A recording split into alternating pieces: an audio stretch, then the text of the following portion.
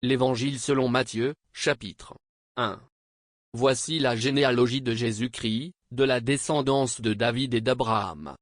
Abraham eut pour descendant Isaac. Isaac eut pour descendant Jacob. Jacob eut pour descendant Juda et ses frères. De Tamar, Juda eut pour descendant Péretz et Zéra. Péretz eut pour descendant Epsaron. Epsaron eut pour descendant Aram. Aram eut pour descendant Aminadab. Aminadab eut pour descendant Nachon. Nachon eut pour descendant Salma. De Rahab, Salma eut pour descendant Bouz. De Ruth, Bouz eut pour descendant Obed. Obed eut pour descendant Isaïe. Isaïe eut pour descendant le roi David. De la femme d'Uri, David eut pour descendant Salomon.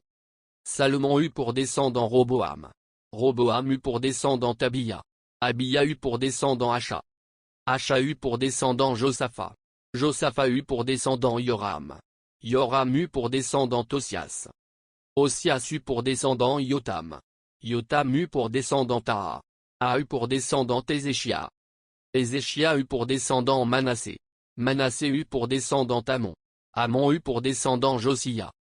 À l'époque de la déportation à Babylone, Josia eut pour descendant Jéconia et ses frères.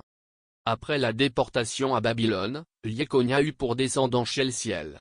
Shelsiel eut pour descendant Zorobabel. Zorobabel eut pour descendant Abiou. Abiou eut pour descendant Eliakim.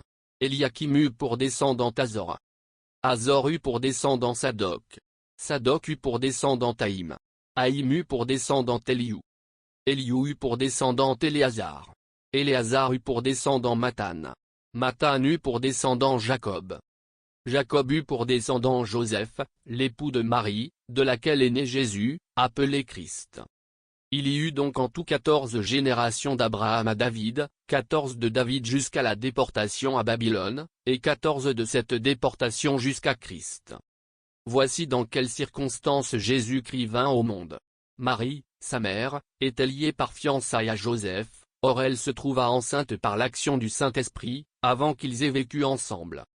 Joseph, son futur mari, était un homme juste. Il ne voulait pas la livrer au déshonneur.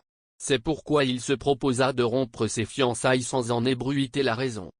Il réfléchissait à ce projet quand un ange du Seigneur lui apparut en rêve et lui dit, « Joseph, descendant de David, ne crains pas de prendre Marie pour femme, car l'enfant qu'elle porte vient de l'Esprit Saint. Elle donnera naissance à un fils, tu l'appelleras Jésus. C'est lui, en effet, qui sauvera son peuple de ses péchés. » Tout cela arriva pour que s'accomplisse cette parole du Seigneur transmise par le prophète. Voici, la jeune fille vierge sera enceinte. Et elle enfantera un fils que l'on appellera Emmanuel, ce qui veut dire, Dieu avec nous.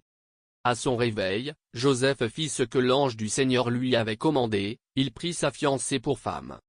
Mais il n'eut pas de relation conjugale avec elle avant qu'elle ait mis au monde un fils, auquel il donna le nom de Jésus.